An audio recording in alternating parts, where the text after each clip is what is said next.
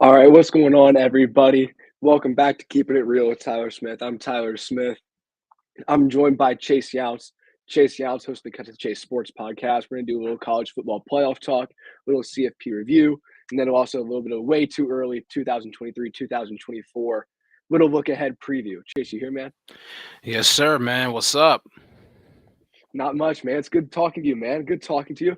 You know, we had a heck of a game last night. Well, heck of a game if you think about it that way. But man, it was definitely something for sure. Got that right, man. I mean, I just don't even know where to start with this. I mean, there was really, Georgia right from the get-go just jumped on TCU and just took it from there and just oh my gosh. My reaction's just stunning. It's just stunned, you No, know? yeah, absolutely. It's a game that we expected to be a little bit of a blowout, like 15 to 25 points, somewhere in that Yeah. range, not 65 to 7. It's Oh, not absurd. one bit. Not one bit. I mean, it's like, obviously TCU being an underdog story, the entire season, obviously at 200 to 1 odds in the preseason to, even make the national championship and all picked to finish seventh in the Big Mhm. Ten. I mean, to overcome all those odds is something, but it's just definitely not that Hollywood or Cinderella finish that we all expected, to go in a 58 point No, loss in no, Los Angeles. no, not at all. You never expect to see a loss that bad, especially the Cinderella story team like TCU. You hope that they can stay in the game, keep it tight a little bit, and ride some of that momentum that they had. But I think both of us felt a little riled last night, just in our little talks between myself being a big time Michigan fan, you being a massive Ohio State fan. I think Hmm. either of those teams give Georgia a better game. We witnessed Ohio State give Georgia a better game, and we watched Michigan probably beat themselves against a TCU team that just balled out that night. Yeah, most definitely, man. It's just like, Ohio State obviously gave it all they had right to the very end. It just, obviously sucked that the kick was online, but it was just not anywhere near the field goal post or anything like that Mhm. inside the uprights. But, Ohio State played a heck of a game. Like CJ Stroud, he looked like what an NFL quarterback should look like, what the scouts were really out there looking for. And that was the sole reason Ohio State was in the game because of that man, number 7, CJ Stroud. Mhm. And like you Michigan, they were beating themselves. JJ McCarthy had 2 pick sixes. I mean, obviously he had a pick six in the first quarter and a pick six. I believe I think it was late third or in the fourth. Late third, Yeah, late third late third, I quarter. believe. I mean, the third quarter of that game was just unbelievable. Scoring like 40 points in that quarter is just, I Yeah. mean, that's almost unheard of, especially in a big game like that. But yeah, just you know, Michigan and Ohio State, they did beat themselves in some portions of the game, and it just Mhm. ended up, you know, being a little too much to overcome at the end. Correct. I think that's a great way to put it. I think the TCU squad, no disrespect, they're a good team, but I think in college football landscape currently, there's a massive difference between Georgia, Bama, Michigan, Ohio State, and the rest of the pack. Even you could argue USC, a team you could say, oh, they should have gotten that fourth spot. USC, they don't have a defense. So I mean, Caleb Williams was able to keep up with Stetson Bennett a little bit last night. But on the other side of the ball, the Georgia Bulldogs would have been going down their throat all day long. They're just a massive fall off in the landscape, I think, right now. Most definitely. It's really only about, like you said, really 4 or 5 teams. It's the 2 SEC juggernauts, it's the 2 Big 10 juggernauts, and then, like you said, throwing, the Pac-12, got USC out there with the Heisman Trophy winner and Caleb Williams. Like it's really 4 or 5 teams that you kind of see up in the mix. And obviously, we could have been saying stuff about TCU, but with how bad that was last night, I mean, I think they've fallen off the face of the earth when it Mhm. comes to that. People are just gonna be like, yeah, man, like that was a heck of a run, but man, like that is a hell of a horrible way to Mhm. finish off like that. So Oh, yeah, kind of, absolutely. yep. It's brutal to see it happen because I don't think the Big 12 is going to get another team in. But the big argument is, man, the Big 12 they just can't do it, or the Pac-12 even, and we Hmm. give them a shot. And I hate to say, but TCU could have been an 8-4 team this year. So many Almost definitely. games come down on the wire, kicking a field goal last play, scoring in overtime to win the game, where Michigan and Ohio State flat out dominated their schedule from start to finish, more or less. And then the only thing on Ohio State's resume you can say, oh, they didn't dominate a game, was to Michigan, another team in the CFP. Hmm. Georgia, same case. Alabama, you can argue, well, from start to finish, they were in those games, and they lost to a Tennessee team at the time who was flying, and an LSU team who just got them late in the season. Yeah, where there's a difference between losing to Tennessee, who's hot and firing, LSU, just a tough LSU team in the SEC, who made the SEC championship game, rather compared to TCU's conference, the Big 12, a Kansas State loss, and barely knocking off Kansas State. Then you're playing teams like Baylor and them every week. It's just so different. It's so different. most definitely, man. I mean, just talking about some of those opponents that you mentioned, like just looking at their schedule. I mean, obviously, after they beat Oklahoma, that was a big win for them when Oklahoma was ranked at the time. They beat Kansas by 7. They beat Oklahoma State by 3. Beat Kansas State by 10, who they eventually lost to in the Big 12 championship, and everybody didn't know if they were going to get in after that. Beat West Virginia by 10. Beat Texas Tech by 10. Beat Texas by 7. Baylor, I Mhm. mean, they literally had like an entire Chinese fire drill onto the field to get a field goal off and win the game down in Waco. So I mean, there was literally a Absolutely. stretch of 7 games where they were just like, I mean, they won all those games and stuff. It was, inside of 10 points, and with a conference like the Big Ten, with the Big 12, a lot of those teams obviously they're kind of like the Pac-12. They don't play defense. They try to play a lot of air raid offense and all. And I mean, when you're Absolutely. only, winning games 31-21, 34-24, it draws concern throughout the entire nation of do they even belong in the playoff? Absolutely. Because if you line up any other team from the SEC or the Big Ten, they're going to wax every Big 12 side out there Almost until definitely. Oklahoma of the past. And then Lincoln Riley goes out to USC, which kind of changes the narrative. But those sides in the Big 12, they just can't keep up. There's just a talent gap and talent disparity where they can keep up with the weapons and the scheme because of Mike Leach's air raid offense that he developed. But it's just so much different when you look at the actual play on the other side of the ball. Where in the Big Ten, there's a legit defense across the side of you who's going to stop you at least 30% of the time. Where in the Big 12, if you get a stop in the game, just one stop, you win, rather than teams consistently getting stops in the Big Ten and the SEC. Yeah, most definitely. Like you see in the Big Ten, like, obviously the Big Ten, you kind of think of when it comes to defense, you think of, you know, Midwestern grit, is like, Mhm. Michigan is a hard-nosed defense. Absolutely. They show their true colors on the defensive side of the ball, especially on offense, they run the football. So it's like an old school football team, run the football, set up the play action, and then they play really hard and aggressive defense. Ohio State, they've played aggressive defense this entire, this year in 2022. They Mhm. played aggressive defense. Obviously, it bit them in the butt twice. The last 2 games, but they were known for being pretty aggressive overall. A lot of these teams are like that. SEC, they have a lot of big names down there, and those big names are just able to do their job and then just take over and dominate a game. It's more Big Ten as a unit defense. The Mhm. SEC has star players that really just take care of their own job. And then, everybody else just kind of fills in their part right after the star players and, and their headlines and stuff like that.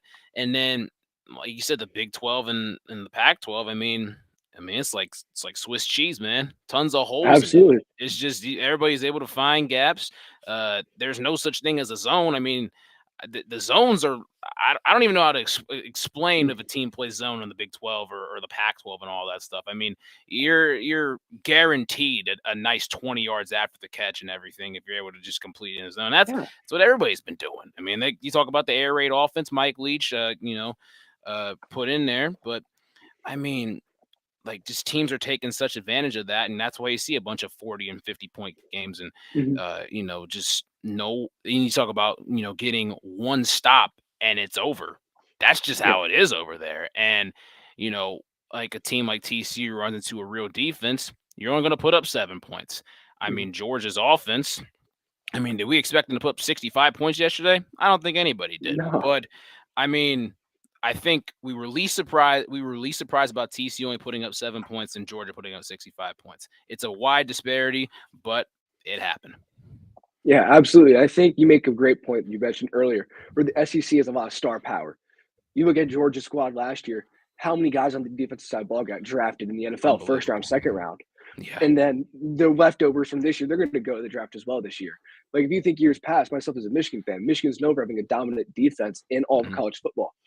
And last year they had 2 guys, Ojabo, Hutchinson, who were slated to go first round. Ojabo gets hurt, goes later in the draft, but nonetheless would have had 2 first round draft picks, let alone 8, 9, 10, where they would have a couple other guys go late round, but it's just a massive difference. And you Yep. look at the Big 12, Big 12, you don't see Big 12 defensive players being drafted unless they're a defensive back. Most That's it. definitely. And really, a lot of those defensive backs get looks just because they're in pass coverage all the time. And these guys can see, oh, he's athletic enough, he works enough, we can make something happen with him. We can tool him because they're not flying in the first round. It's just what it is. There's just a massive talent disparity, I think. And I know we've said that multiple times over, but there truly is a disparity in talent. And only a team like USC, TCU, who we thought they didn't, could compete. And we saw Oklahoma in the past. It's not just happened this year. Oklahoma in the days of Baker Mayfield and Jalen Hurts making the CFP, they couldn't really do much, as well as Kyler Murray. They couldn't do much on the defensive side of the ball. They were just hoping to be in a shootout, and their Heisman Trophy candidates, Heisman Trophy winners, can carry the way. Most definitely. That was a great point right there. Talking about how, the Big 12 really, it's a lot of defensive backs get looks because, I mean, they're in coverage 50, 60 times a game. You play that over a season. I mean, it's over 1,000 snaps in coverage. I mean, Mm-hmm. it's unbelievable to look at. So, I mean, those guys are definitely getting, very useful reps when it comes to that. And like you're saying with, teams like Oklahoma of the past in the Big 12 and stuff, and it's crazy to think you had, like 3 Heisman Trophy winners / candidates. I know Jalen Hurts didn't win a Heisman, but I mean, Mm-hmm. though the stretch of 3 quarterbacks that Lincoln Riley had, in the Big 12. I'm not going to compare him to Max Duggan because I mean those guys, you could tell they were a bit better They're than Max different. Duggan. Yeah, they're different quarterbacks. I mean, like Baker Mayfield. I know that Oklahoma team did get in the shootout with Georgia and all. That was the only real team that put up a really good fight against their opponent. Mm-hmm. Um, in the 2017-18 Rose Bowl, but it still had to, they couldn't rely on their defense. They gave up 50 something to Georgia that year. And then the following year, like Kyler Murray went up against Alabama, and Alabama just ended up suffocating him. And, Yep. it seemed like the blueprint really came out on Kyler Murray that year, even coming out into the NFL. I mean, obviously it's a, different adjustment. It's a different story for a different time. But I mean, the blueprint kind of came out on him. And then Jalen Hurts, I mean, he got stuck with LSU, who, like said, the South having a lot of great defensive players, a lot of star players and personalities and all, and the LSU offense just wiped. I mean, the Oklahoma Yeah. defense, and they had no answer on offense for them at all. Correct. And I think that's just the rare occasion where an SEC squad had this stifling defense that was complemented by one of the most elite offenses we've ever seen in all of college football history. Oh That yeah, is just a one-off occasion where still in my book, if you give an average offense to that LSU side, I still think they beat Oklahoma oh just yeah. because the defense. And if you just look around the country, there's just something that needs to happen. And I think you see it happening a lot. Lincoln Riley was getting out of the Big 12 because he knew teams like Oklahoma and Texas can't compete in the SEC when they move over here in a few years. And I think it's going to be a massive wake up call for USC. USC's safest bet is if they get put in the West with kind of with a Purdue, the Illinois of the world, the Michigan State, maybe probably not Michigan State, but just those Western teams of Wisconsin and Nebraska. You can stay away from Michigan and Ohio State because if you have a elite offense as they have now, you can beat those teams or have a decent season on that side of the division. But if you face off against Michigan and Ohio State in the Big Ten championship game coming out of the West, if you're USC, you're gonna get smacked in the mouth real quick. Most definitely. I mean, you think about it in that way. Even like if you look at it from how the divisions are made up, you look at it from a geographical standpoint and all. Obviously USC will be welcoming some of these guys over on the West Coast, so it'll be mostly nice weather. Everybody, they won't really worry about many conditions. They go over to the East Coast, all right, or the Midwest. They play a game over at Ryan Field in Northwestern. They play a game at Purdue. Like, Mm-hmm. they can go in and win, they're obviously a good enough team to go in and win those games and stuff, but it'll obviously still be an adjustment playing teams that pride themselves more on defense. Absolutely. But And when I you think get going into Ryan Field is going to be tough. I think yeah, exactly. that's one spot. Northwestern is a team that everyone forgets, but going on Yeah. the road to Northwestern, I'll let you get back to it, but that's a great point you make. Going on the road to Northwestern is no small task. Yeah, not at all. Like it's just like, because when you're in the Midwest, man, you can just catch you could catch a random day where, obviously it rains, it's sunny, it snows. I mean, you catch a random Saturday like, oh, we're a West Coast team, we throw the ball a lot, but it's snowing outside, it's raining outside, Mhm. it's a mix of both. We're kind of in trouble. But when you get to the point of the Big Ten championship, it kind of does play in a bit of both teams' favors in a way. Like USC could go to Indianapolis, play indoors, play in a championship game like that, but they're still not going to see a defense like an Ohio State or really a Michigan the last couple of years. You're still Mhm. not going to see a defense like that on the West, on the Big Ten West and everything. But it's definitely going to be an adjustment for USC unless obviously that NIL bread goes through and they're able to get a lot of good recruits out of there and transfers. Absolutely. Absolutely. They're gonna have to find that defensive side of the ball. They'll always USC is so flashy, they'll always get the offensive side of the ball going. They'll get Mhm. the quarterback, they'll get the wide receivers, they'll get the running back. Probably not the best running back all the time, but they'll get a legitimate running back. And if you look at the SEC, I mean, Oklahoma coming over too. And then you have Texas coming over. Those are two football giants, including USC. Going into the SEC, where they're going to go into a gauntlet. I mean, if you just look at the SEC top to bottom, you take the bottom SEC over the bottom Big 12, and you just keep working your way up and out, and the SEC is going to win it. I think 9 times out of 10, where we look at that. And it's just going to be completely different. And these are real conversations alluding to right now. They're going to be real here in the next year and a half. Yeah, I mean, you think about it, like, we look at it last year and stuff like that. We're like, man, that's like 4 or 5 years down the road and all. Like, man, it's coming quick. I mean, change is coming Absolutely. quick. It's coming to, 3, 4 big conferences stuff. I know there's obviously Power Five, but like, it's coming to really three big conferences, I would say. I I mean, you agree. obviously got like the Big Ten. The Big Ten's expanding west. Obviously the SEC is expanding west, but in that southern portion, obviously Oklahoma and Mhm. Texas, just two historic programs. And then the Big 12, obviously giving up Oklahoma, Texas, the Pac 12 giving up USC and UCLA.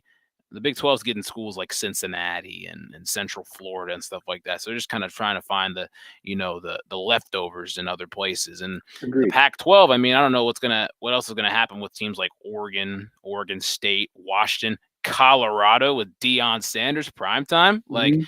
I don't know what's gonna happen with them. I could see them going back to the Big 12 some other time. I mean, because they were in it for a while. They could go Absolutely. back in the future. Just saying. So I don't know how Right. these conferences are gonna shake out, how stuff's gonna line up, but I mean, I think it's coming to three major conferences, three mega conferences that's gonna happen in college football, and you're gonna see a ton of battles come from there for the longest time.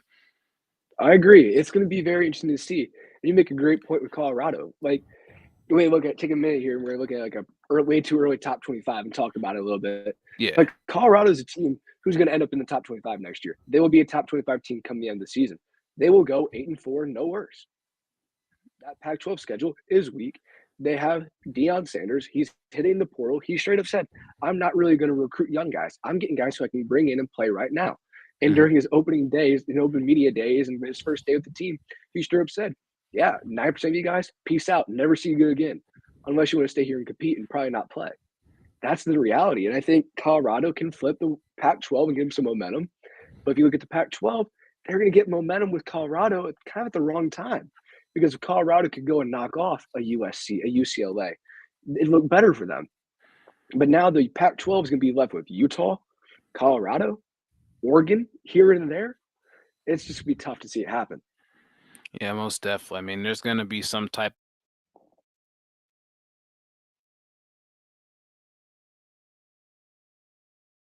Hey, I think you're on mute, or we lost you one of the two here.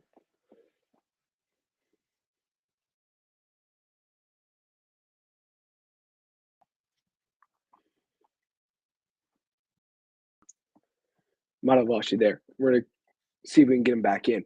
But he makes a great point that the Pac-12 is going to kind of fall apart to an extent. The Pac-12 is going to lose USC. They're going to lose UCLA. They'll have Stanford, which is great and all. You want to have Stanford. Stanford's going to be good, but it's just going to be a completely different world. And he'd mentioned three super conferences. These three super conferences could be the Big Ten ACC merger. I think the ACC's only out there hope right now is the hope of Notre Dame coming together, Notre Dame coming back, doing something. Hey, I think I got you back now. Do you hear me now? Yeah, I got you, man. Okay, cool. Yeah. I don't know what happened there, but it's yeah. I mean, I think what we were just talking about was just like the fact like, some of those teams can't really get a fair shake when it comes to with all these conferences, the line and stuff like that. If they're on the outside looking in, I mean, they're never really gonna have a shot at going Absolutely. there. Some people might lose recruits, but obviously if Deion Sanders is in the mix and running for a potential college football playoff, which will be 12 teams, then people are obviously going to want to flock and go to him, especially like Mhm. you're talking about coming up 2023. They're going to be good. Yeah. Yeah, I think 12-team playoff is a thing that gives people hope, but it's worrisome. I think the 12-team playoff came too late. We've talked about it since the start. Like, we need to go to 8. We need to go something. But I think it came a little bit too late. I think it came after all the deals where Oklahoma and Texas said, peace out, Big 12, because we can't get in at 4 teams there. And then it came, we're going to go to 12 after they denied for so long. It said, maybe later, maybe later. And I think that's what's hurt college football. If you would have announced 12 teams at the end of last football season, I think it would have been a lot better, and we would have seen these schools stay put because they would be conference champions rather than being third place in the SEC West. But that's what we're going to end up seeing: 3 or 4 teams out of the SEC, 2 teams out of the Big Ten, maybe a third, 2 teams out of the ACC potentially, and then you're left with what? A Pac-12, a Big 12, maybe a non-Power 5 school. It's just get really dicey there, and you're just not going to know what to do because those schools are going to be left out and dry. Then you have to imagine Notre Dame's going to be back with Marcus Freeman as head coach there.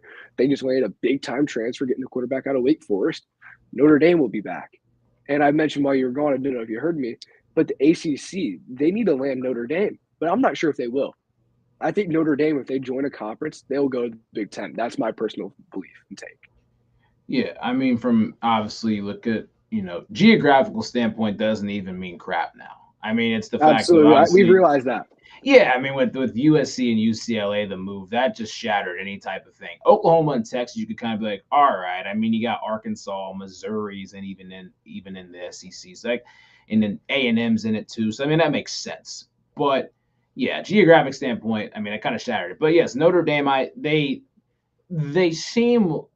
kind of act like they're a Big Ten team, but the ACC should grab them. So it's kind of like it's kind of like that split right there overall. But Absolutely. it's just like you were mentioning. That was a really good point talking about they should have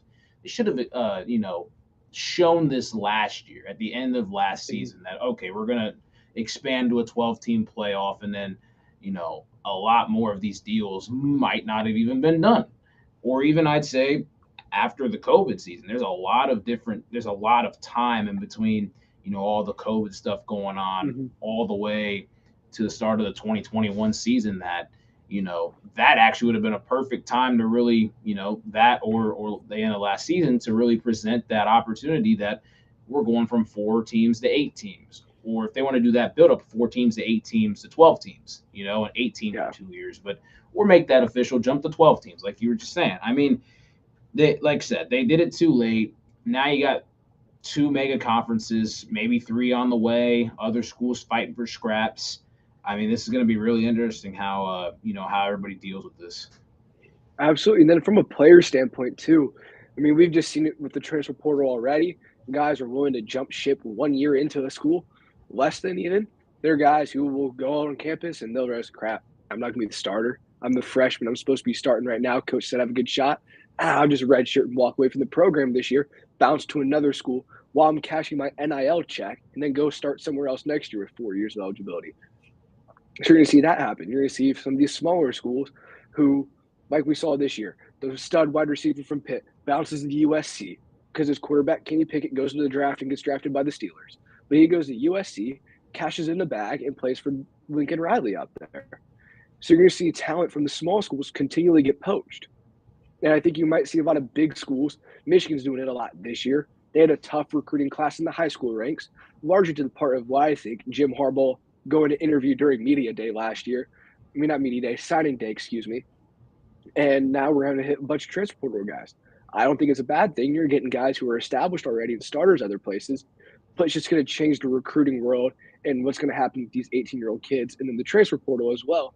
I mean, we both have seen it. We both know guys. They enter the portal and they just don't get picked up, and now they burn a bridge at home with their current school.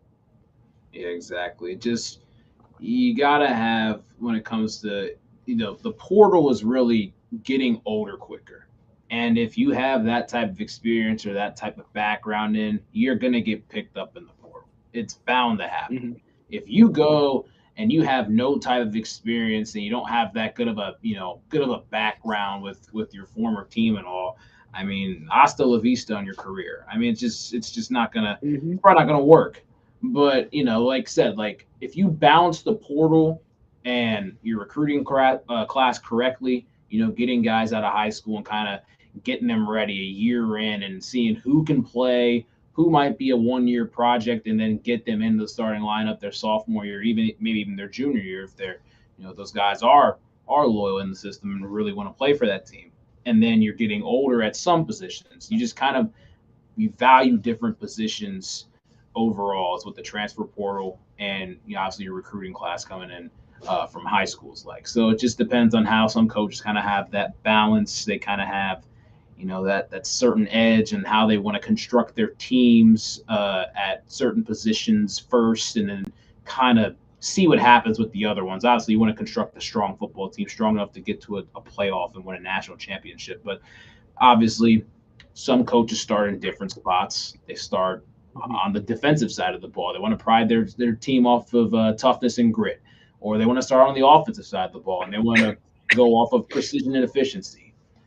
So it just really depends on what kind of coach you have and how much of a people person he is on trying to make relationships with their players and making them feel welcome and showing that they still believe in them. That's really what I kind of take away from it. Yeah, absolutely. I mean, you're seeing a guy, Deion Sanders, who is people pleaser. Just, hey, I'm prime time. You know who I am. Come talk to me. It has guys reaching out to him, blowing up his Colorado email, his phone, et cetera, just trying to get a chance to play there, trying to get eyes in front of him. And I think you're going to see a team too as well. Iowa next year. Iowa was horrible this year. Their offense was a joke. Nothing less than a laughing stock, honestly. It was just, you knew what it was. And now they land Cade McNamara, Michigan's former Big Ten championship quarterback, the guy who was competing with J.J. McCarthy this year, who, don't get me wrong, Cade's getting a lot of hate. Cade is getting a lot of hate. I thank you, Cade McNamara, for what you did as a Michigan fan, but the way you exited, not that great. You should have exited much gracefully and would have been remembered a lot better here on out. And then you go get Eric All. Eric All probably going to be a first-round draft pick next year from the tight end spot if he's healthy and returns to what he was. So now you're going to see an Iowa team who a lot of people are going to see in the top 25 just reload and kind of become a new team because they stole 2 players from a team within the conference, which is wild. And if I'm personally a coach, I think how I'm going to look at this, you obviously want to land the 5-star and the 4 stars. You want to land those big talent guys. And then once I think about 3 stars, I might go look at the portal and see who can I get that's an established guy wanting to get out of school. And I think an example of that is this kid from Nebraska who plays middle linebacker. He's a freshman, and he's coming to Michigan. His name's slipping my mind right now, but he was a 3-star coming out of high school and was a starting linebacker in Nebraska, played every single snap for them this year, and now he's going to come play at Michigan for the next 4 years. It's just what it is, I think. Yeah, I mean, like you said, if you're like the construction part of it, I really like what you just said when it comes to getting the 5 stars and the 4 stars and kind of building your team like that, and then finding your transfer portal guys. If you're at the 3 stars and you're like, well, actually, I can get older quicker and we can, be in win now mode, and kind of go from there. And like you said with Cade McNamara, I mean, he could have left on better terms. I get it, like he was the Big Ten champion quarterback last year for Michigan, but obviously they had J.J. McCarthy in there in the wings for a reason. They wanted to see who really fit that mold for the offense better. Cade was a game manager. J.J. McCarthy was, could extend plays and they could do a little bit more on offense instead of just relying on a game manager throughout the duration, of a football game. And the way Michigan plays, I mean, it's not like obviously they blew out teams. All right. Don't get me wrong. Yeah. But like they play old school football. There's Correct. times where if Cade McNamara is playing in that game, they're gonna win some games by like 10 points, maybe. Like it's gonna be like a 10 or 12-point win. But if with a guy like JJ who brings some extra stuff to the table with his legs, with the potential of his arm, just the ability to just extend plays and keep them alive. You saw Michigan dominate a lot of teams this year.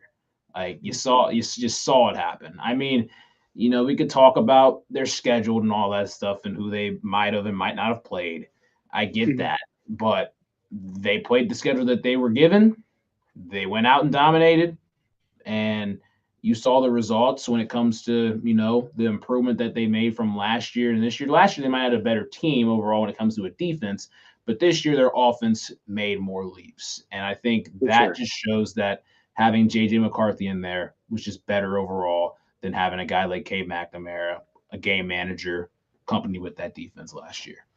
Yeah, I agree. And I think if you just take a look around the college football landscape, there's just two types of quarterbacks. Stetson Bennett last night, who we watched in a massive game, probably not going to get drafted high.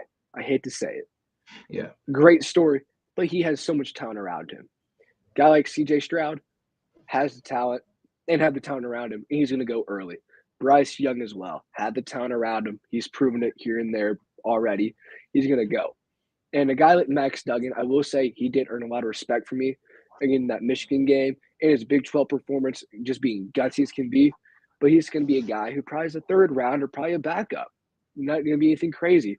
And he's a guy who we're watching on live television last night. And you have a guy like Caleb Williams, which is really unfortunate to see, just sitting at home. And he's one of the most electric guys at the position in the game. I think if you look at it, him and CJ Stroud are two of the more electrifying quarterbacks to watch. It's just how it is, I think, where we're just going to Yeah. realize team means more, unfortunately, to some of these guys rather than the flashy skill. Most definitely. And like you said, you kind of tier those quarterbacks when it comes to, they have better teams, and then some of those guys are just, better overall quarterbacks and stuff. I will say, like CJ Stroud had a hell of a team around him and all those stuff. Like they all had hell of a teams around him, right? They're all, top Absolutely. 10 and all that. Like, I definitely agree. Just the fact of, sometimes, guys like Stetson Bennett and Max Duggan, I mean, they showed up basically every single game and did their job. They might not have had as big of a role as, a CJ Stroud or Caleb Williams to kind of make those plays and rely on them as much, which, falls into the mode of becoming a game manager and just doing your job. And if, guys are getting open, guys are doing this and that, winning their matchups, your numbers are going to look a lot better. But Absolutely. when you're looking at CJ Stroud, both Michigan games. I mean, last year's Michigan game, I thought he played okay, but it's just like the thing is, I mean, the two games that Ohio State needed him in the regular season, the man did not rise to the occasion at all. There were just some times, like the first half, he played well this year, but in the second half, it was just, just that company with offensive play calling and everything. But like you're talking about with quarterbacks. I mean, CJ Stroud, you saw what he did against Georgia.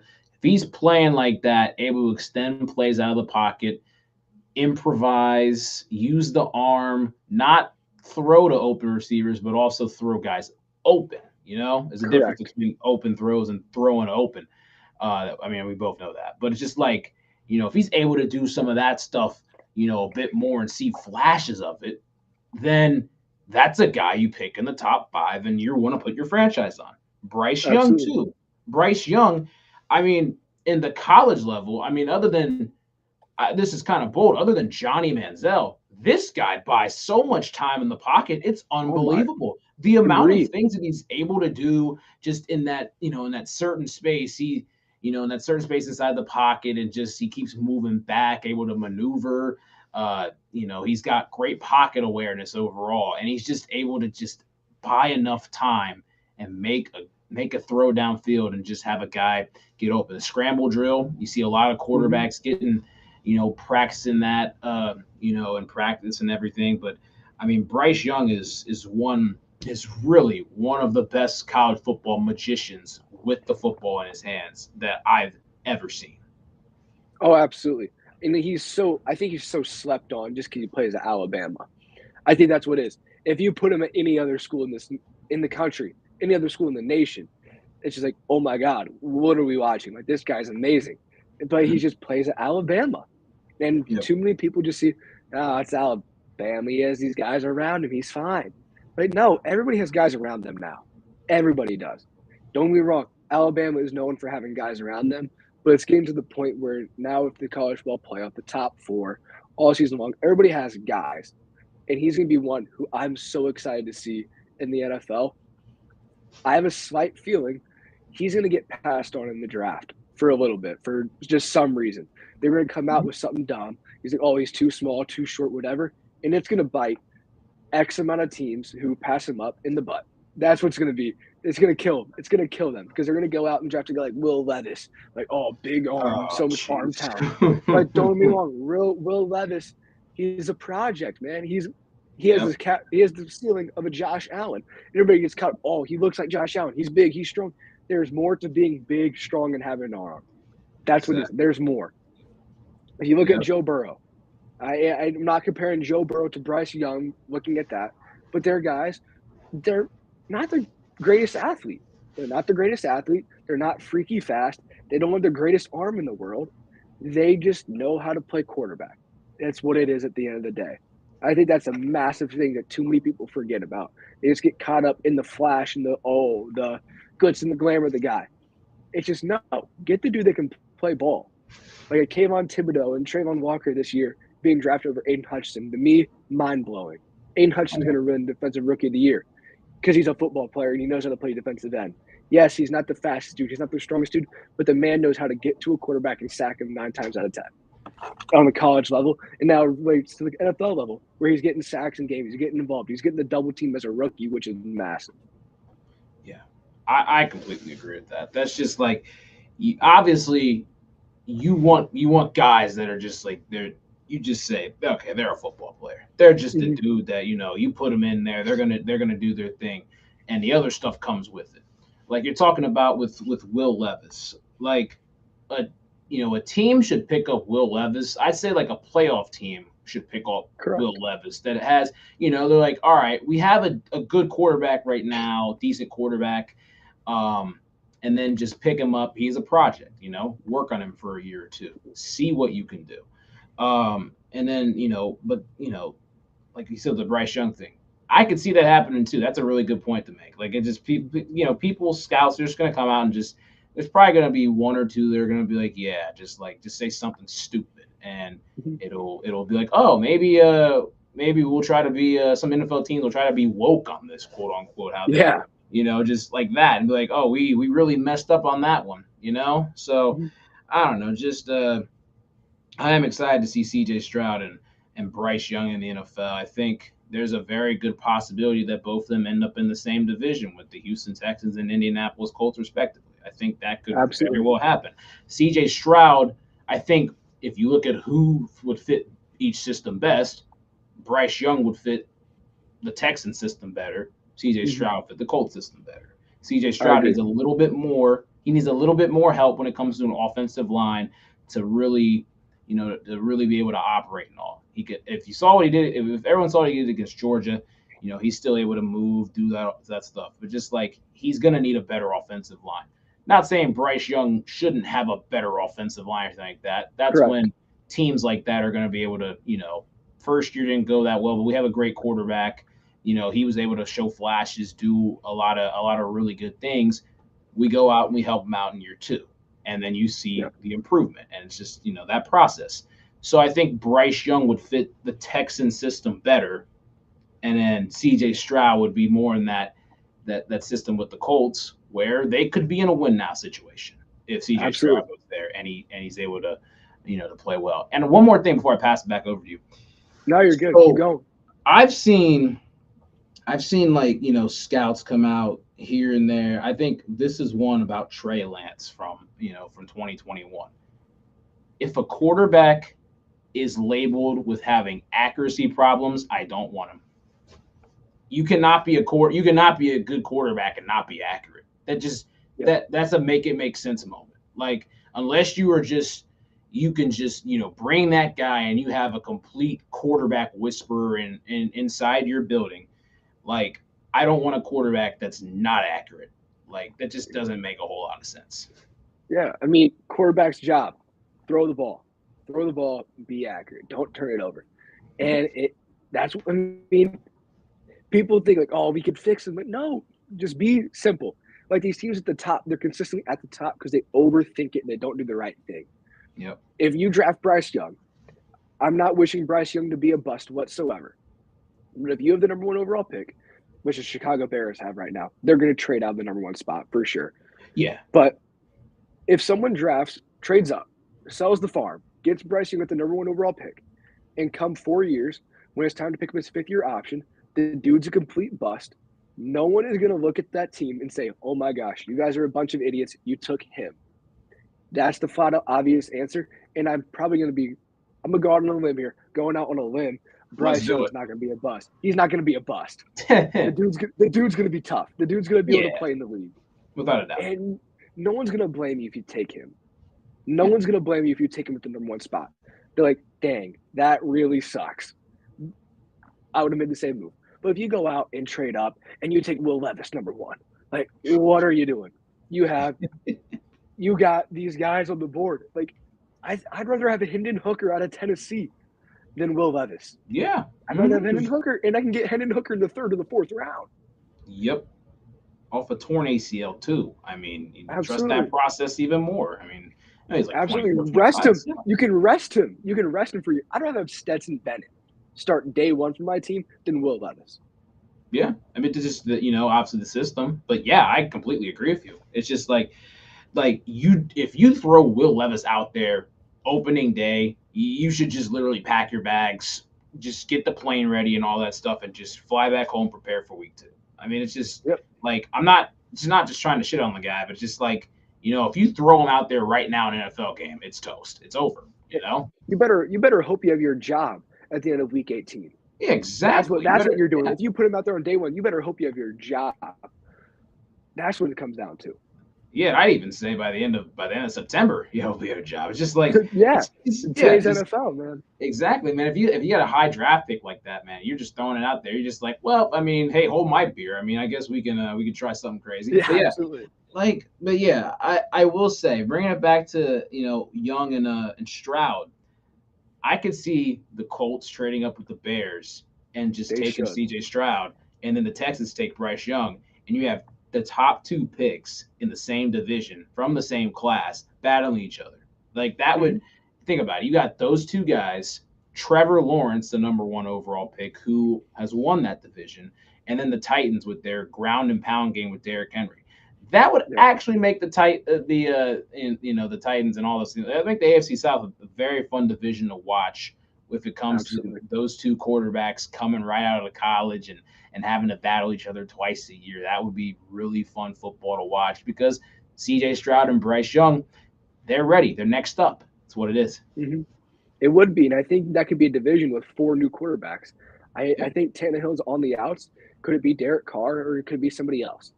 I mean, or maybe Malik Willis gets the nod next year. But that could be a division that would be going from the most mind-numbing division to watch in the NFL world to one of the more exciting divisions to watch for sure. Yeah, most definitely. And just like, when we're talking about like Chicago when it comes to trading the pick, I mean, they got to get Justin Fields some help when it comes to like guys from college. I mean, there's a guy named Jackson Smith-Njigba who didn't even really play at all this year. Is he completely healthy right now? What's going to happen there? Quentin Johnson from TCU.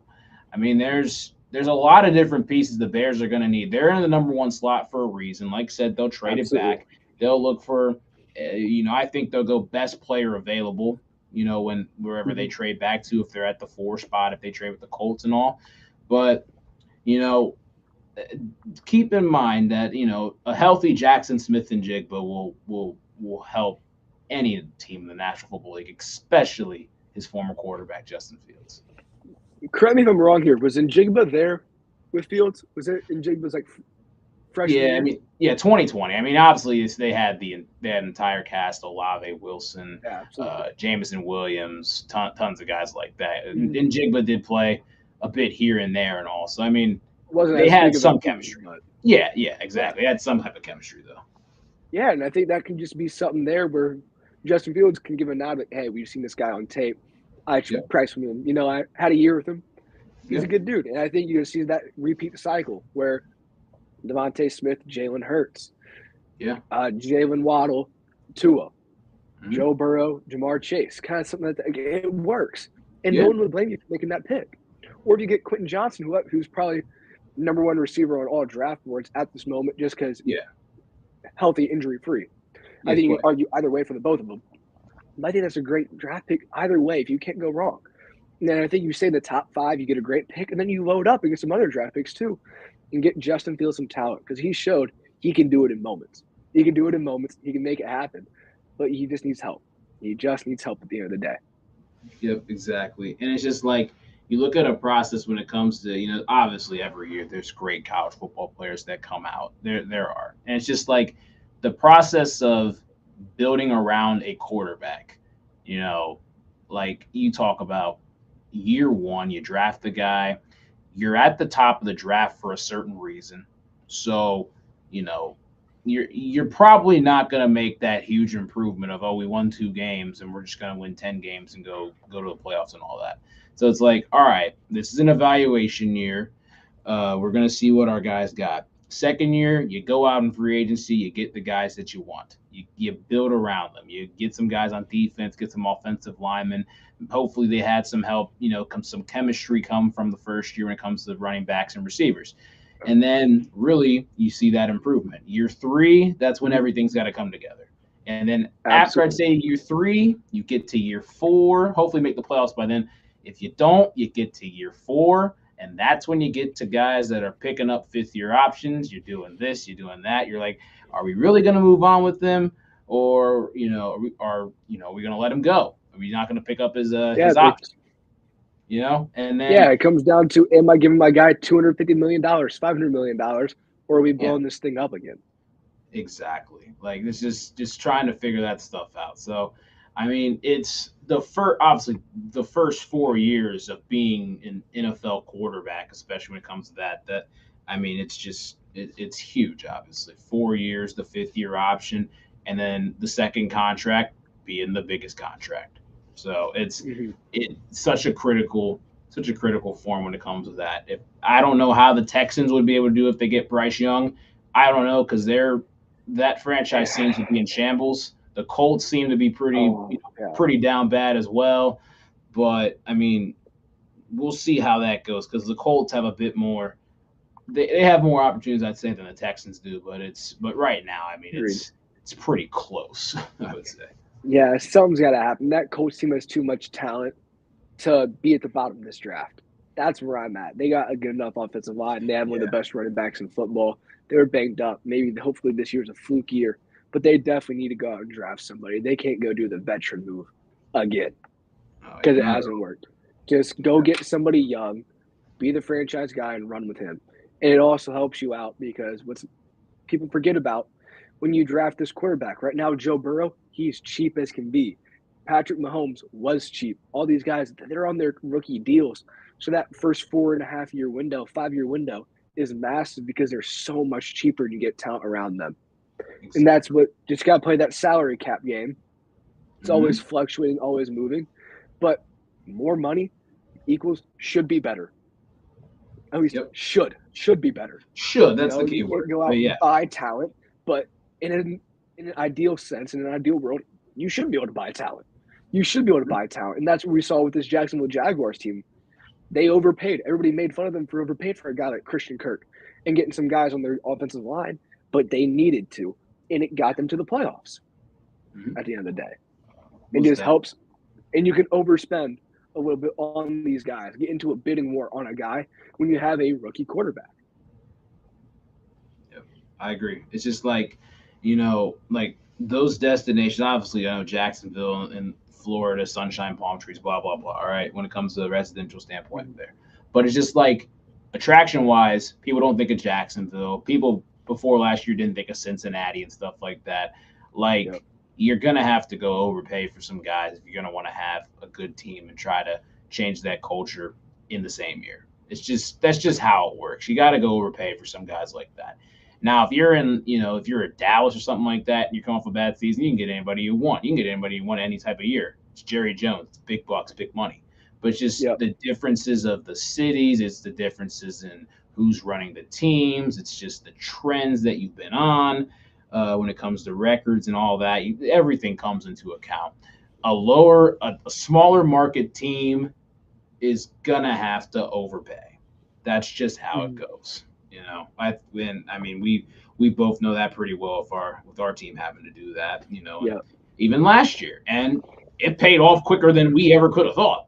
But absolutely, yeah, and playing that salary cap game, man. I mean, that's a tough game to play with because some guys are coming up to the end of their contracts.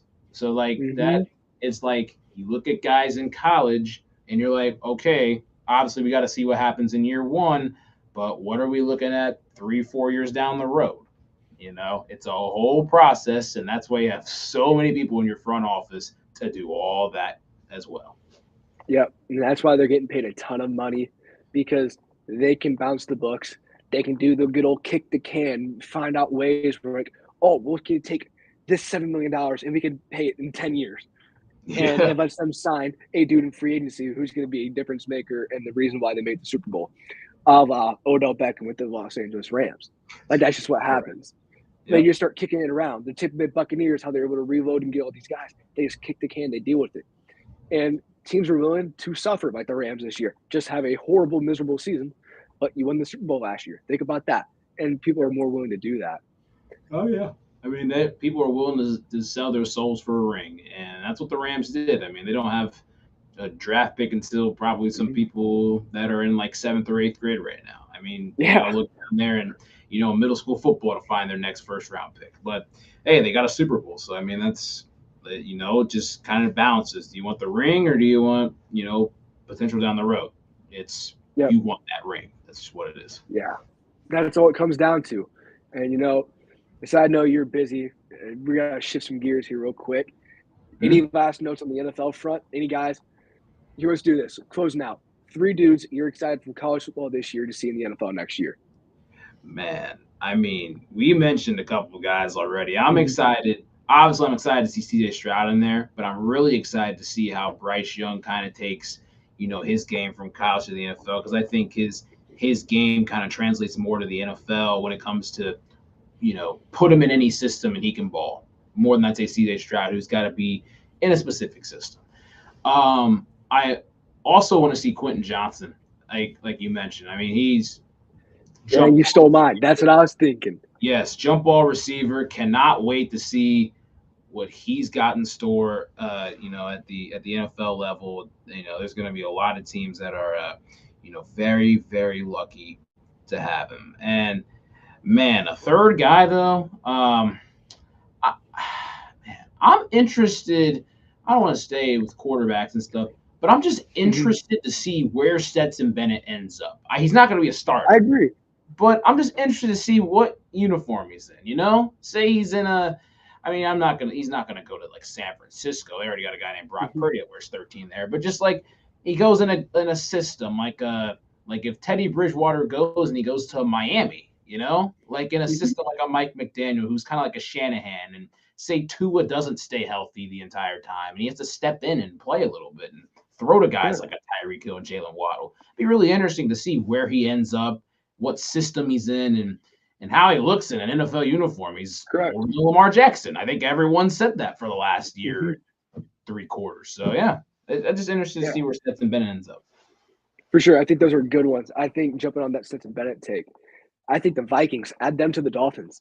Ooh, Kirk Cousins aging. I think that could be something interesting to see. I like that. I like that a lot. Kevin O'Connell out there. Yeah. Offensive guru, offensive genius.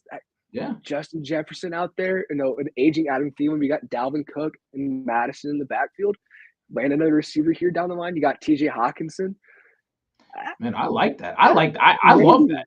I love that. That's you kind of think about it because the Vikings are in the playoffs, stuff like that. But you talk about it, Kirk Cousins is getting up there. That's a really good eye-opening pick right there, the Vikings. That'd be a dream scenario for me, I think. I mean, if I had to, for some reason, the Vikings have always kind of been a team that I keep an eye on, just because friends like them and stuff, but just something about the Vikings because AP played there. Adrian Peterson, one of my favorite running backs of all time. So it's always cool to see that franchise do well.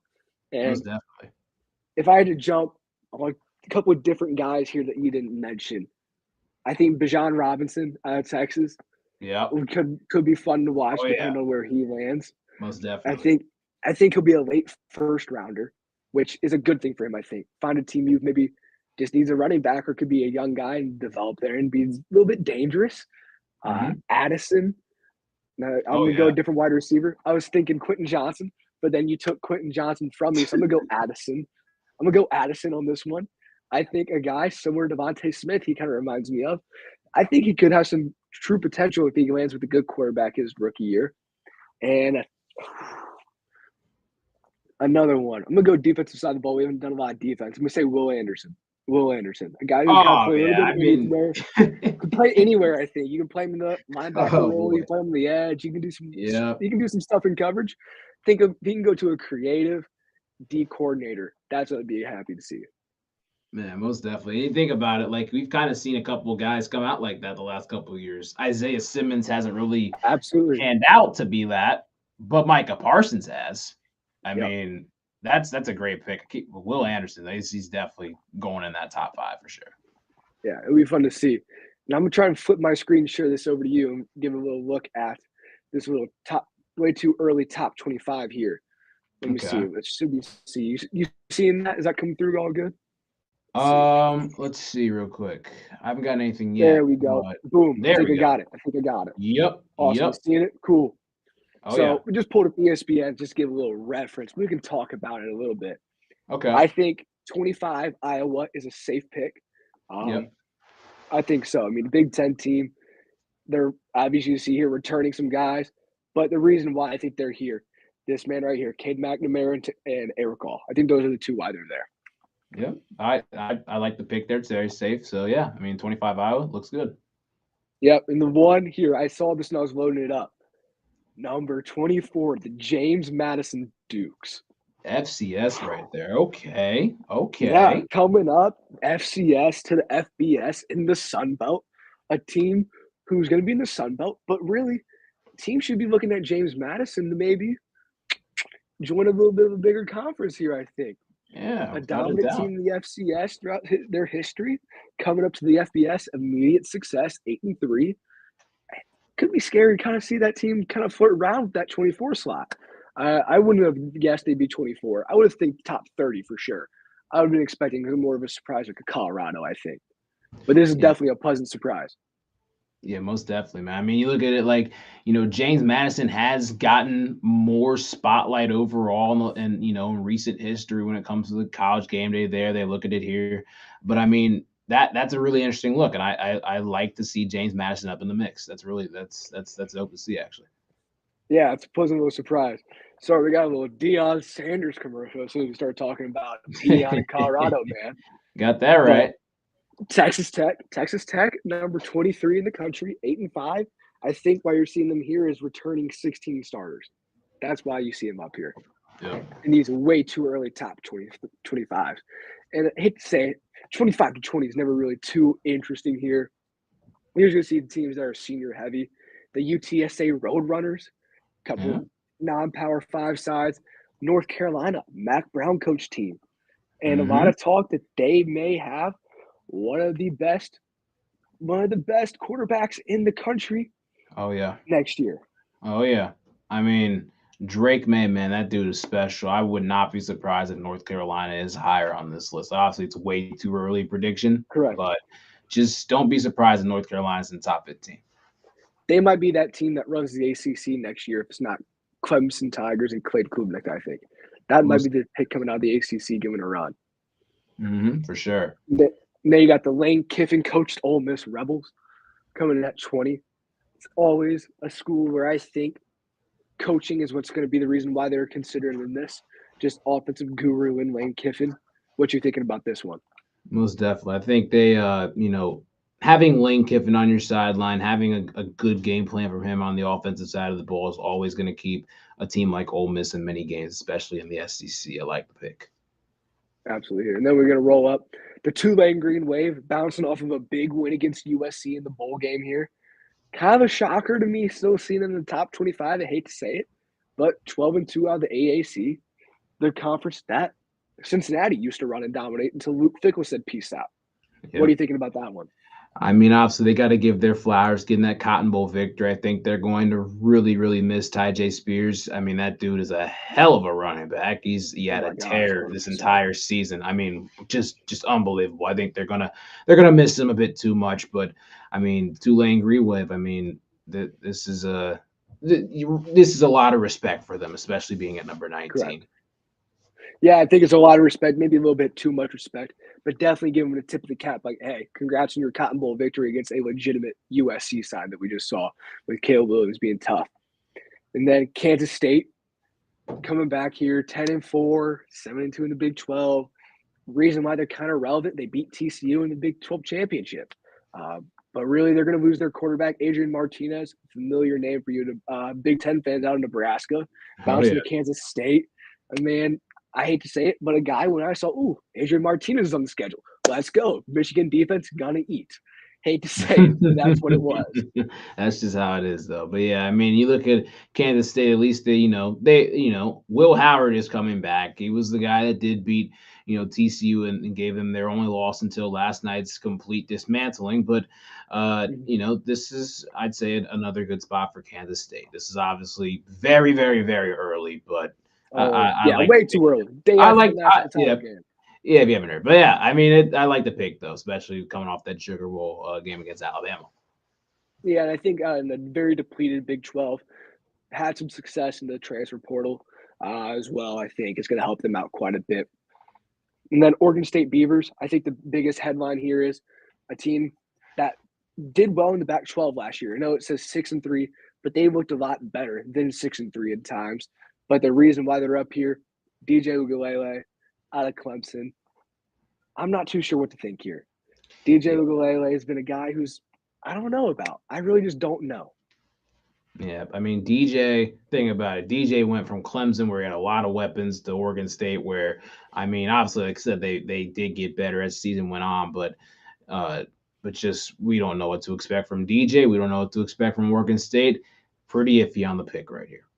Yeah, I think it is as well. I think this is going to be either a little bit of a home run or just a colossal collapse for Oregon State with DJ Uiagalelei quarterback position. He's a guy who struggled at Clemson with the weapons, and now you're going to a new system without the weapons or as equal of weapons. It's going to be a little bit of confusion here for Oregon State next year, I believe. But they've gotten better every year in their new head coach, so I will give them that. But it's changing. It's a changing world. It's changing fast. And the Texas Longhorns, if you look right here, that's the reason why they're up here. This man right there, Arch Manning. Oh, yeah. I mean, you look at that, you got, Quinn Ewers coming back. You got, Xavier Worthy at wide receiver. Arch Manning is definitely going to step in there the year after Quinn Ewers ends up declaring for the draft, probably be a top two or three quarterback in there. I think Texas is going to, be really pass heavy next year. They're, like what Quinn Ewers has in the system. So I think this is a good pick. Always, it's a preseason pick when Texas is in the top 15, or top 16 in this case. Absolutely. Yeah, I mean, we're on that little bubble there. I think this spring is going to be interesting. I believe Arch Manning enrolling early, as the majority of these top recruits do. It'll be interesting to see what rumors come out this spring. If Arch Manning starts out-dueling Quinn Ewers or vice versa, and seeing what happens there, because there are some teams that if Quinn Ewers ends up dipping out of Texas, no shame, because if he loses that job, it'll stink for him. But there'd be a ton of teams looking for his services right away. Because if you remember, was he the number one quarterback recruit in his class before he jumped up a year to go cash in some money at Ohio State? Yes, I believe he will. I think he was number one overall. Yep. Yeah, so I mean, just big time quarterback play there. Proved it this year. Was the quarterback of a Texas team that was going to beat Alabama until he got smoked. So Quinn Ewers has a lot of credit to this Texas side. They could be doing something in the Big 12 in a inferior Big 12, I hate to say. And then you got the Clemson Tigers. I think Clemson Tigers, they're just that household name pick here, I think. Yeah. Cade Klubnik is the reason, or that X factor, I would say. But he did not show well in their bowl game recently. Yeah, I think obviously, one of the first times he's really getting thrown in there like that. But Mhm. I think you look over, I think he will bounce back. I think he's going to end up being well. I got to watch a little bit more tape on him, but Yeah, obviously one of the top recruits in the nation. I think there is going to be improvement in his spot. With DJ being gone, I think the Tigers will improve with Kate Klubnik at the helm. I agree, and I think it's going to give him a little bit more ability with the offensive playbook. I think DJ Ugalele brings a different kind of flair than Cade Klubnik. I think Klubnik has more arm talent. You're seeing more of a Trevor Lawrence styled offensive kind of playbook rather than what we saw of DJ Ugalele the last couple of years. So I think you're seeing a little bit of a transition there as he gains some confidence, opening up the playbook there. But definitely a guy I'm excited for.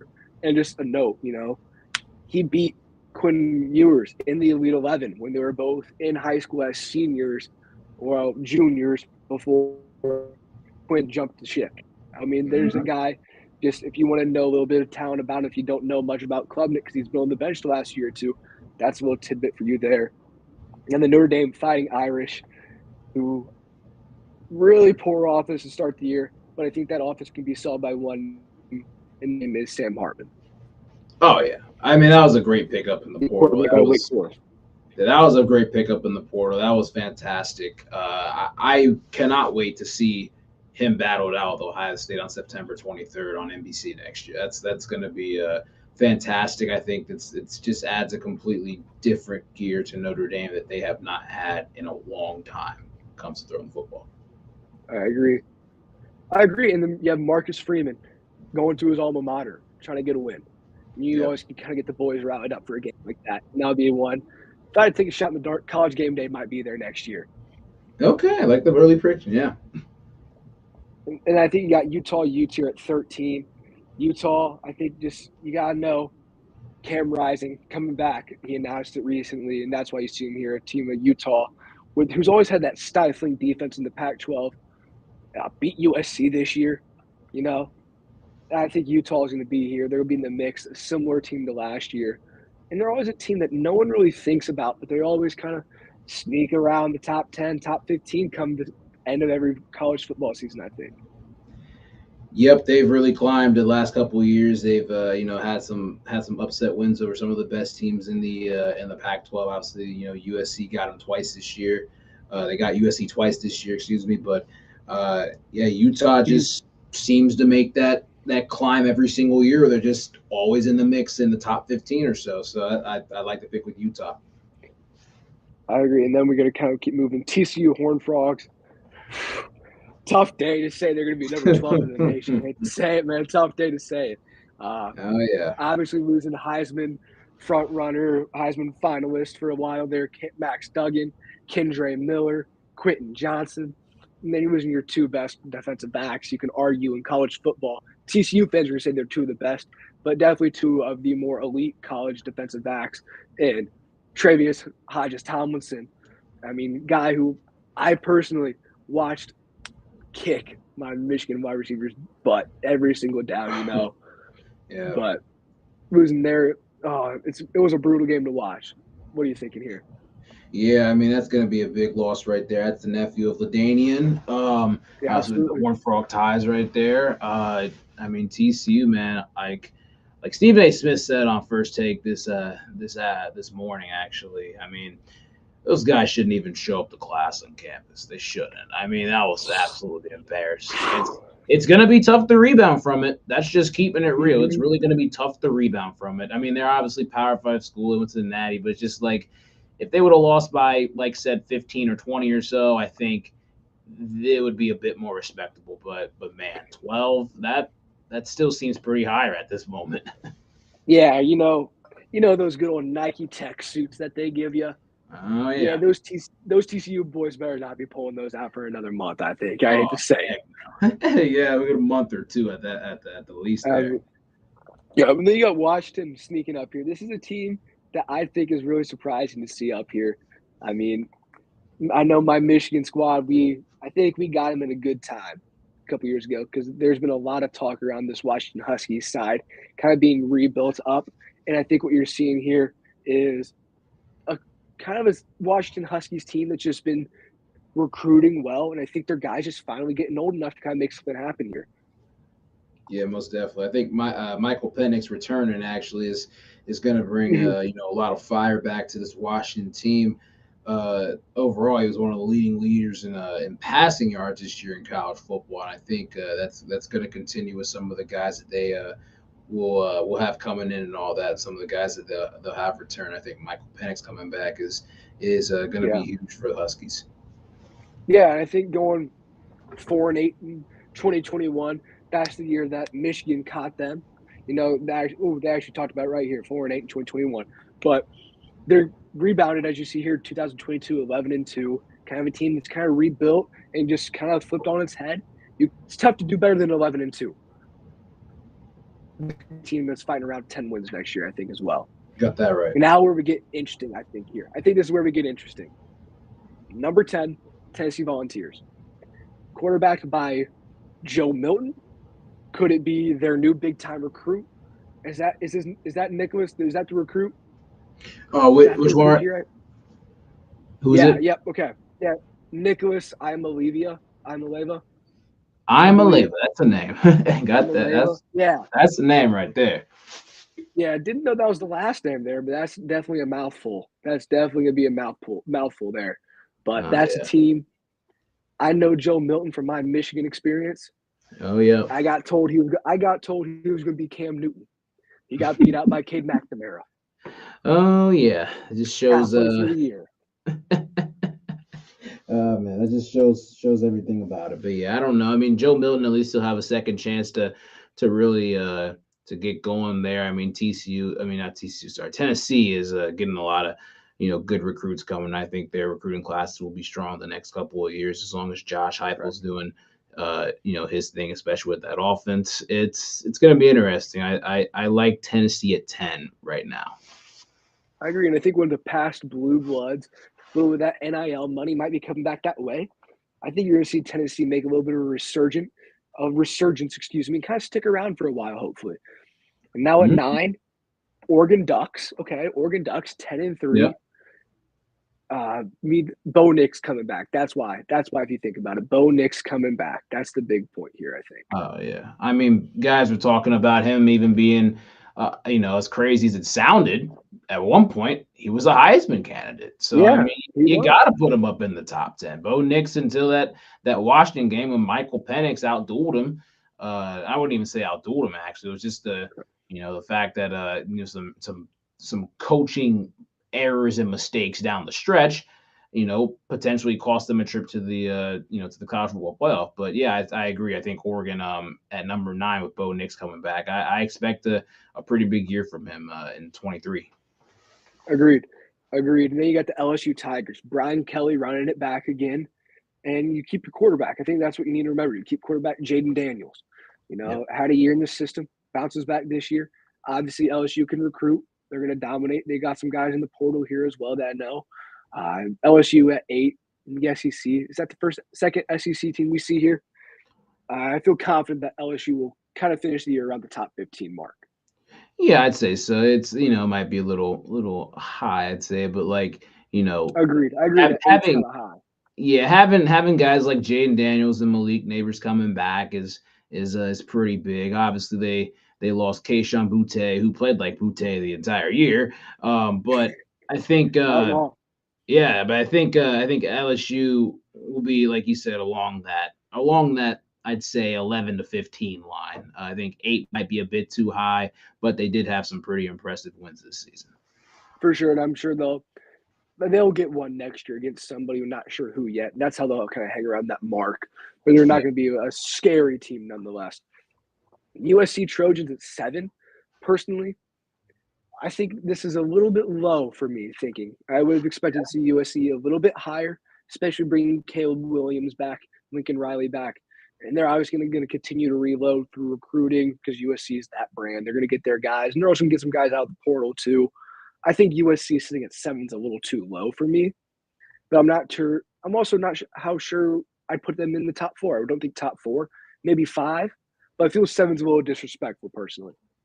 Yeah, I agree with that. I think they should respectfully, disrespectfully take that. Look at they have the Heisman Trophy winner. I know stuff didn't really end as well as I keep saying TCU. That's all the thing I have in my mind right now. USC.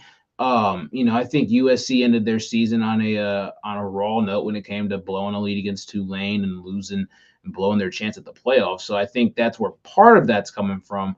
But yeah, I agree. I think they'll be in that 5 range. Like I said, maybe not top 4 yet, but I'd say right around 5 would be where we should see USC at. So, I but agree. yeah, I definitely agree. It's just it's the recruiting portion, it's the transfer portal, it's the NIL. The NIL is going to be the biggest thing right there for USC coming up this Yeah. season. Yeah, and they're always going to have guys. They're always going to have guys, as you mentioned, with that NIL. And here's one I saw earlier: the Penn State Nittany Lions, at number 6. Man, I love Drew Aller at quarterback. I love Drew Hey, Aller at quarterback. I Ohio don't know kid. if you Ohio got that kid. right, Medina. Yeah, I mean, Medina, Ohio, man. I am glad that he is taking over the reins. I know Sean Clifford, also Ohio kid, Cincinnati. I think he went to Saint Xavier, I believe. St. X, So I think. Yeah. yep, Saint X. Yep. So I mean, different parts of Ohio right there. But I think I don't know if Drew Aller is going to be able to carry them all like that, but in this season. But man, I mean, he's one hell of a quarterback, and I think the running back duo that they have, the 2 freshman running back that they had this past year, I think it was Katron Allen and Nicholas Singleton. That right there, I think, separates them from the pack and maybe gives them a shot, at making the playoff next year.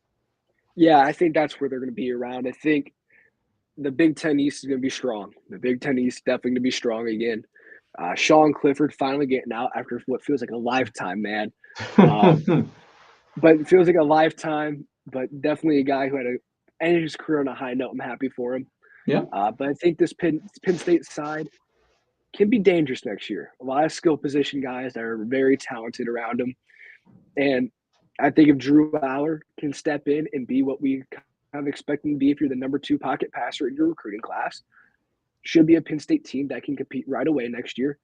And hopefully come late season when they catch an Ohio State on their schedule, catch a Michigan State at some point, most likely, and maybe in Iowa. I'm not too sure who they got on the west side, but could hopefully be finding his footing at the right time and be a kind of a dangerous team, I think.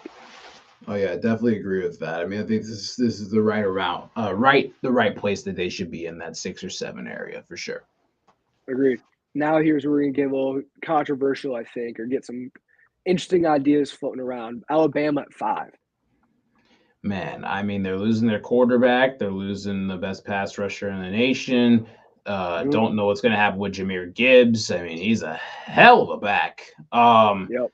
I mean, Henry To'oTo'o, Jordan Battle. There's a lot of guys they're losing. They are getting some back. They do reload a lot. This is Alabama with one of the top couple recruiting classes in the nation. It's literally, you know what?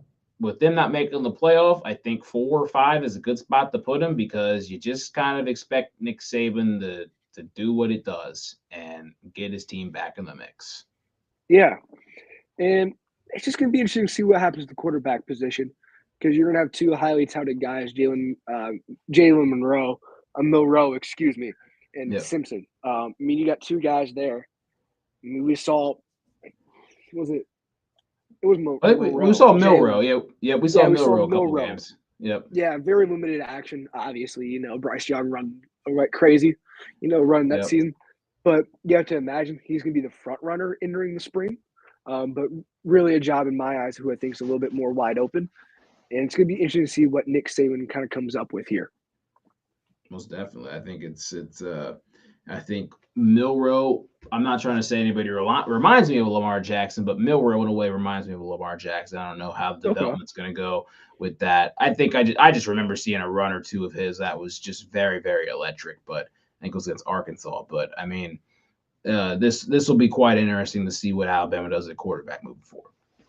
Definitely. They got talent there. They just need to see if they can fulfill that talent and step in to the massive shoes left behind by Bryce Young. I think that's what we're both talking about right there. Yep.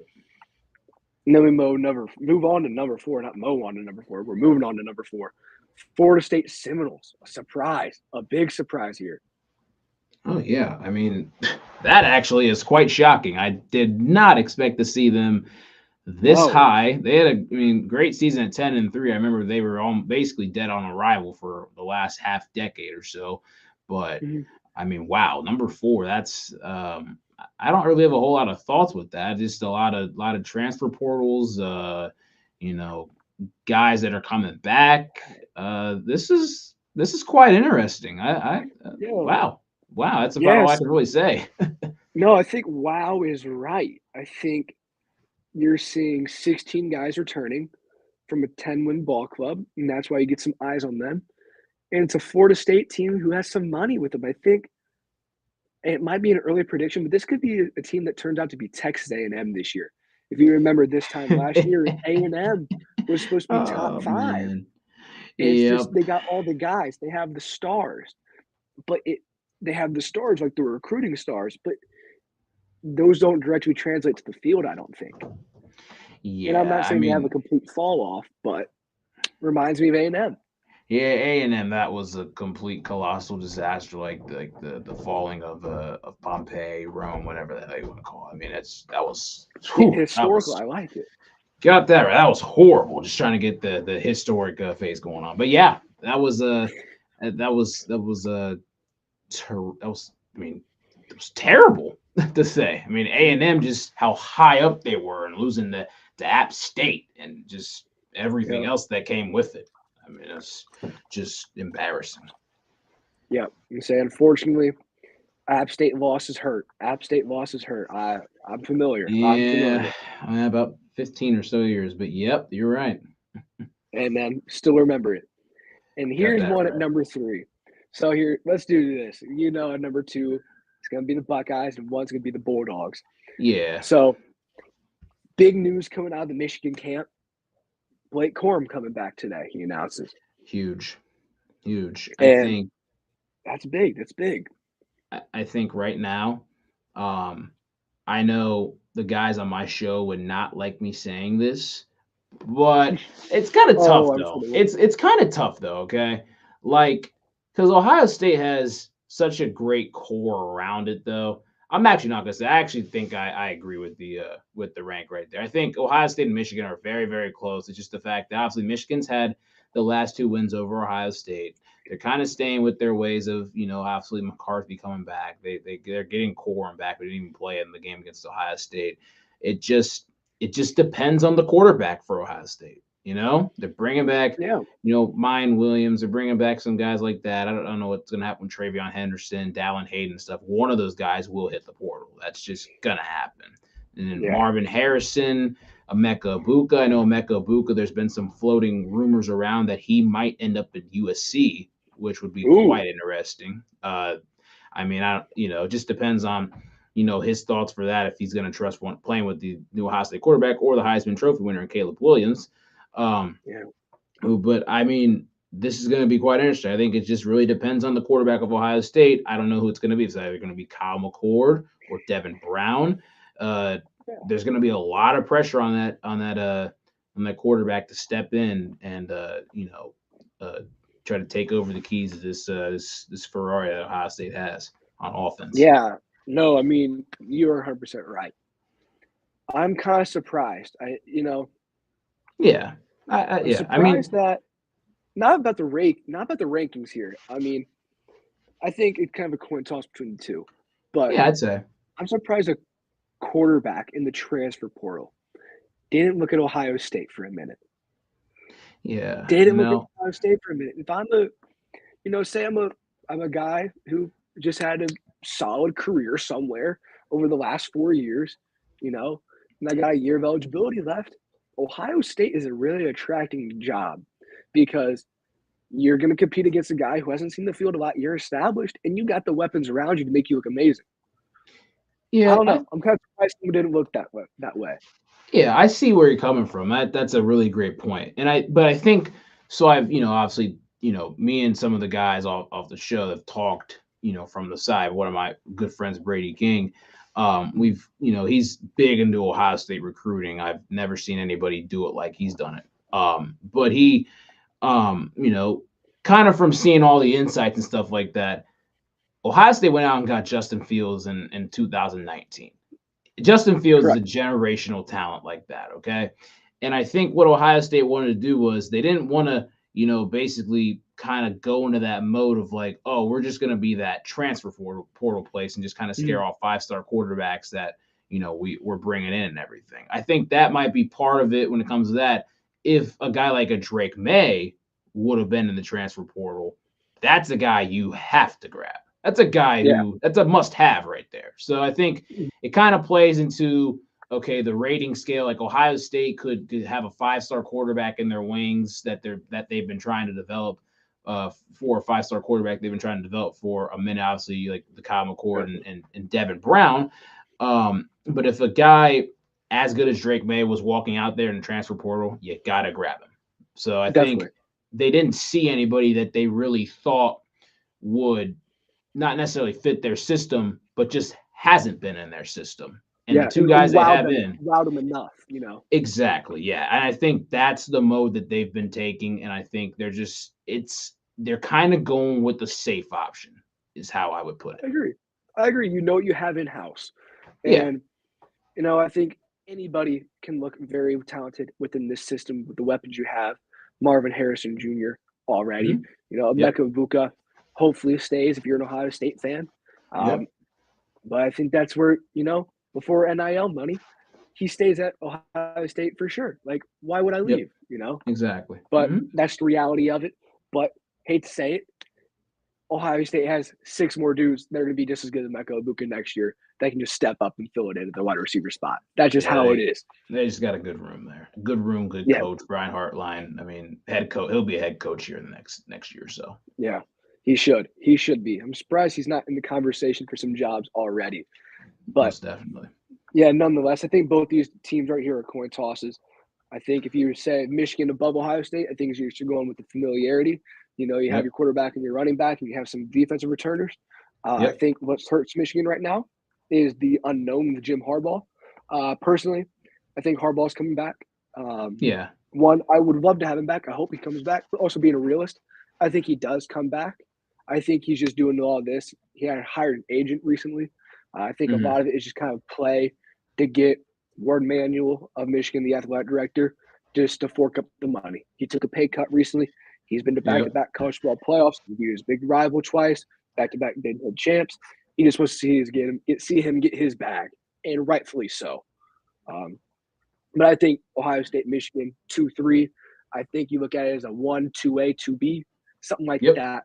I No agree. slight there, no disrespect being a 3 seed in the preseason or in way too early preseason because both these teams are really good. And at Yep. the end of the day, worst case, I'll take it. Make it bulletin board material, man. Make it bulletin board material, I guess. Got that right. Yeah. Man, And go ahead, keep going. My fault. nah, it's just the fact that, Georgia, you reload. That's just really all it comes down to. Like, I Yeah. mean, you just reload. That's literally all I got to say about Georgia. Just reload, replenish, and eat. That's about all I got to say about Georgia. Yeah, I mean, last night we watched Georgia trying to run the game out, throw their second stringers in after giving curtain calls, and put another 25? Was it 20 to 30 points on TCU? That was, Just yeah. I running the mean, ball down their throat. just I wow. think there was a legitimate conversation last night, and I know Twitter is not always the most information accurate place, but Yeah. legit conversation saying if Georgia were out there too, they'd beat TCU tonight. Like, it was real talk. Like, people were actually thinking that. And I think Georgia, just like you mentioned earlier, is let's reload. You got Brock Bowers, probably the best player in all of college football. Dark horse Heisman candidate. I'll say it. You don't Hey, see I mean, but yeah. he's the best player in college football, I think. Yeah, he is. I mean, head and shoulders the best college football tight end that we've seen in a very long time since I'd argue T.J. Hawkinson about 5 or Yeah. so years ago. Yeah, I think if you had to give, my top 5 Heisman dark horse, I think it would be Brock Bowers. You could look at Donovan Edwards or Blake Corum, probably Blake Corum now that you hear him coming back. I think Marvin Harrison's in that discussion. And I think there's going to be someone else, obviously Caleb Williams. And the North Carolina quarterback, Drake May, right? Yep. Yep, I think that's my 5. If you're giving me my 5 Heisman people right now, I think those are my top 5 going into next year. Yep, those are the top. I mean, those are top 5 in. I'd say top 5 in college football right there. I mean, obviously, guys. There's going to be some guys that probably emerge here and there, but Absolutely, absolutely. But hey, again, this is way too early, as stated. So I mean, there you go. Yeah, it's what we know now. I guess you got to keep running with that. Yep. What we know now. Most definitely. But man, it's been a pleasure having you, man. It's always good getting on the mic, talking with you, chopping it up a bit. But man, I think that might wrap it up. Man. What you thinking? Man, I appreciate you having me on the show, man. I really appreciate it. Always fun talking and chopping it up with you. I mean, it's I enjoy the duo that me and you have together overall. I appreciate it, man. Dude, so do I. Most definitely, man. It's been dope. It's been dope. Just talk football with a really good friend I got. I appreciate it, man. We sat down and shot you the text earlier. We're running an hour and 33. We said, yo, a 30-minute video maybe. What you thinking? Here we are. Hey, here we go, man. I mean, just talking football. Just boys talking football. Yep. Absolutely, man. It's been a pleasure. Check out Chasing His Black Screen tonight over at the Cut to the Chase Sports Podcast, man. Those of you guys listen to audio only version. We've had Chase on the stream all night. No camera mode going out active here. Yes, but it's not the information. It's not about the looks, man. I'm not winning anything. I'm not getting any subscribers in the house, man. It's hopefully the information we give. Yes, sir. That's how it is. Yep. Well, my man, it's been a pleasure. You always got a spot whenever you want it, man. But those of you guys listening, check out Chase Cut to the Chase Sports Podcast on YouTube. That's right. Yeah. Full title over there. Yeah. Oh, yeah. There you go. Awesome. I think I even got his logo in the thumbnail here if you want to check it out, if you need help. But on Friday, we'll catch me back here. We'll get the live stream going, hopefully, if Earlham College's internet doesn't go out again. But we'll always be on 91.5 Weestside, Richmond's Public Radio, hanging out and talking ball. Hopefully Chase joining me, but we got a wider range of guests here. We're working on getting some, maybe a little Ben Baby action. Who knows? Okay. Trying to give us some. The LinkedIn connections are working, my man. The LinkedIn connections are working, so we'll see what happens. Maybe not this week, but hopefully in the near future. Fingers crossed, man. Fingers crossed, Yes, sir. If you can see behind the screen, fingers are crossed. Yes, sir. Yes, sir. But my man, it's been a pleasure, Chase. It's been a pleasure. Check him out. But until next time, man. Yep. Yes, sir, man. I'll see you. Appreciate it. Absolutely. Take care, buddy. Yep.